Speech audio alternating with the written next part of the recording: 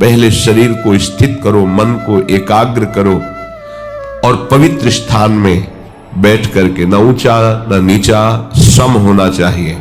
आगे प्रभु कह रहे, आसन पर उपासक बैठकर चित्त और इंद्रियों को क्रियाओं से रहित करे,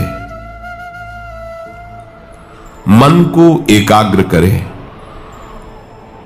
और अंतःकरण हमारा पवित्र हो रहा है, ऐसा चिंतन करते हुए जो आपको नाम मिला है, मंत्र मिला है, रूप मिला है, उसमें तन्मय होने की चेष्टा कीजिए। प्रारंभ में ऐसा ही हर उपासक करता है।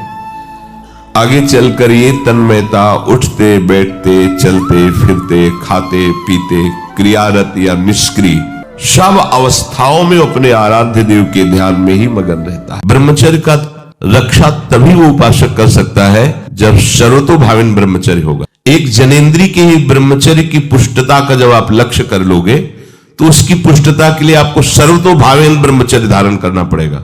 सर्वतोभावेन नेत्र का ब्रह्मचर्य, जो नेत्र किसी को भी देखकर भोग कामना कर लेते हैं, भोग बुद्धि से देखते हैं वस्तु को, व्यक्ति को, किसी को भी, ये नेत्र से बेविचार हो रहा है, इसीलिए सावधान रहना चाहिए। तो हम किसी के अभिनय करने वाले के अंग प्रत्यंग को देख रहे हैं और वो कामुक होकर कोई काम चेष्टा कर रहा है या कोई ऐसा, वो सारा का सारा मन कवर कर रहा है आपका, और एकांत होते ही फिर जो मन अपना मनमानी करवाएगा आप नहीं सह पाएंगे। इसलिए नेत्र का ब्रह्मचर्य सबसे पहले शुरू की, फिर वाणी का ब्रह्मचर्य, बहुत बड़ा प्रभाव पड़ता है इससे। यदि आप जबान से अश्लील बातें, गंदी बातें, कामुक बातें करेंगे तो आप ब्रह्मचर्य रह ही नहीं सकते। अगर आप वाणी से परस्पर शरीर आकर्षण वाली बातें करेंगे, बट उसको देखा तुमने क्या, बस आप गए। चाहे वो स्त्री शरीरधारी साधक हो या पुरुष शरीरधारी, परस्पर आकर्षण संबंधी यदि वाणी खुली आपकी, तो वाणी के बेविचार से आपका जनेंद्री का बेविचार प्रारंभ हो जाएगा। आप रोक नहीं सकते, नहीं रोक सकते। इसलिए वाणी से भी कोई ऐसी वार्ता ना कीजिए जिससे आपके अंदर काम वेदना बढ़े। श्रवणेंद्री का, कान से गंदी बातें, बेविचार की बातें, कामुक बातें सुनना जिससे हमारे हृदय में कामना जग जाए, बिल्कुल नहीं। भले वो किसी को लेकर टीका टिप्पणी की जा रही हो, क्यों? क्योंकि आप भी तो साधक हैं। श्रवणेंद्री का बेविचार हो रहा है। आराध्य देव के सिवा और कोई बात कान से सुनना उसे बेविचार कहते हैं। अन्यथा अगर कोई ऐसा मित्र है या हमारा साथ में रहने वाला है, कोई किसी भी साधक की को लेकर बात कर रहा है, तो भी हमें कान में उंगली डाले नहीं। हम कोई ईश्वर थोड़ी कि हम किसी को संभाल लेंगे, हम अपने को नहीं संभाल पा रहे। हमारे सामने किसी की बात मत करो, ऐसी करना है तो प्रभु की चर्चा करो, अन्यथा मत करो। तो अगर आप श्रवणेंद्री का ब्रह्मचर्य, वाकेंद्री का ब्रह्मचर्य, नेत्रेंद्री का ब्रह्मचर्य और त्वगेंद्री का ब्रह्मचर्य, अनावश्यक किसी को स्पर्श मत करो। परस्पर विरोधी शरीर को तो भूल कर मत करो। विरोधी शरीर जैसे हमारा पुरुष शरीर है, सामने स्त्री शरीर है, तो किसी भी तरह से सेवा के लिए संकेत करना या किसी भी सेवा के लेन देन में बचाव पक्ष में रहो। यहां रख दीजिए सामान, फिर आप उठा लीजिए। सीधे हाथ में सामान लेना नहीं। परस्पर विरोधी भाव वाले शरीरों का स्पर्श बिल्कुल निषेध है, किसी भी कारण से न किया जाए। यदि आप इसमें चूक कर गए तो धीरे धीरे आप फिसल के वहीं खड़े हो जाएंगे जहां से चढ़ना मुश्किल है। एक एक इंद्री का जब आप ब्रह्मचर्य संयम करोगे तब आपका वीर संयम होगा। ध्यान रखना, आप नेत्रेंद्री से गंदे चित्र देखें, श्रवणेंद्री से गंदी बातें सुने, वाणी से गंदी बातें बोले, रसेंद्री से गंदा भोजन करें और सोचे ब्रह्मचर्य रह जाएंगे, तो बिल्कुल नहीं, कदापि नहीं। ब्रह्मचर्य कोई खिलवाड़ नहीं है। जो ये तो हुआ इंद्रियों का, फिर आता है अंतःकरण का ब्रह्मचर्य। हमारा मन काम की तरफ तभी जाता है जब उसको निज सुख नहीं मिलता। ध्यान रखना, सृष्टि में जितने भी दुर्गुण दुराचार होते हैं उनमें दो प्रधान होते हैं, एक काम भोग और एक धन, और सब छोटी मोटी बातें हैं। प्रायः जितने भी हिंसा होगी, जितनी भी भयानक घटनाएं होंगी, भयानक युद्ध होगा, उन दो में अंतर्गत ही होगा, दो के अंतर्गत ही होगा। या उसका कहीं ना कहीं काम से संबंध, स्त्री संबंध से या धन संबंध से है। उपासक को ये बात समझनी चाहिए, मन को समझाना चाहिए। देखो, अपने लोग उपासक हैं, हम जहां जहां आसक्त हो रहे हैं उसमें हमारे मन का केवल भ्रम है। शरीर के द्वारों में कहीं सुख है, घृणित द्वारों में कहीं सुख है। अगर सुख होता तो इनके भोगने के बाद हृदय कह देता कि अब कछुनाथ न चाहिए मोरे, शांत हो जाता। फिर ऐसा क्यों होता है कि उसको एक जगह तृप्ति नहीं होती? क्योंकि वहां सुख है नहीं। फिर सोचता है शायद उसमें हो, उसमें हो, उसमें हो। पूरे के पूरे युग के युग व्यतीत हो गए, कल्प के कल्प व्यतीत हो गए भोगते हुए। क्या सुख मिला? क्या स्त्री शरीर सोचता है पुरुष शरीर में सुख है, पुरुष शरीर सोचता है स्त्री शरीर में सुख है, या आदि आदि।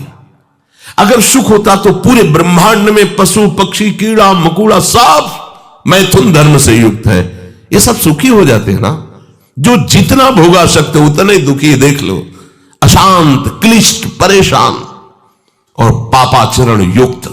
ये क्या है? मन को समझाइए।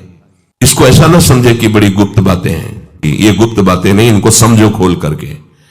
यदि आप किसी भी तरह से हस्तमैथुन आदि के द्वारा, गंदे दृश्य देख करके, गंदी क्रियाओं के द्वारा आप अपना नाश करते रहेंगे तो ना आप इस लोक में सुखी रहेंगे ना परलोक में। मान लीजिएगा, ये बातें न तो कही जाती हैं, न सुनी जाती हैं, और न समझी जाती हैं। हर देश से महान भारत देश को क्यों कहा गया? कोई भी किसी भी देश का धर्म गुरु हो हमारे देश में आएगा, हमारी ऋषियों के सूत्रों से ही अपने धर्म को पुष्ट करेगा। सांप का मूल जड़ भारत धर्म का है। कहीं भी हो, कहीं भी देख लो, चाहे जिस देश का नाम लो, कहीं ना कहीं किसी भारत के ब्रह्म ऋषि की छाप लेकर के डोल रहा है। भारत भोग प्रधान देश नहीं है, भारत धर्म प्रधान देश है। यहां धर्म गुरुओं के द्वारा धर्म स्थापना करके चलाया जाता है। आज जो हम समझ रहे हैं कि बाहरी परिपाटी हमारे भारत में आ जाए तो भारत आधुनिक और सर्वश्रेष्ठ देश माना जाएगा, कभी नहीं। भारत अपनी परिपाटी से चलता है, तब सब देशों के ऊपर राज्य करता है।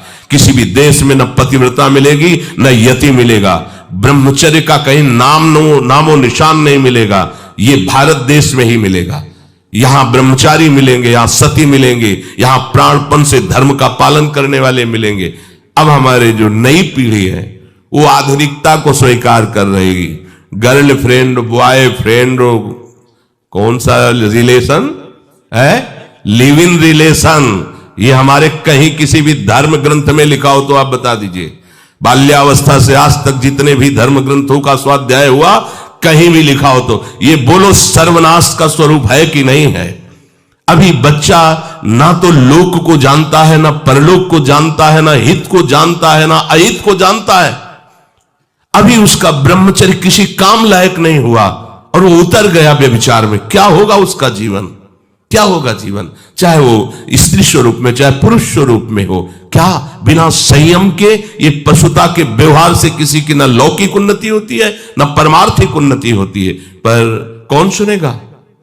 यही कहा जाएगा पुराने जमाने के शास्त्रों को केवल वर्णन कर रहे हैं, ये क्या जाने आधुनिक जमाने को। तो आधुनिक जमाने की दशा क्या हो रही है, आंख खोल करके देखो। कोई बात नहीं, दोस्त बनाना कोई बुरी बात नहीं, इस बात को हम मानते हैं।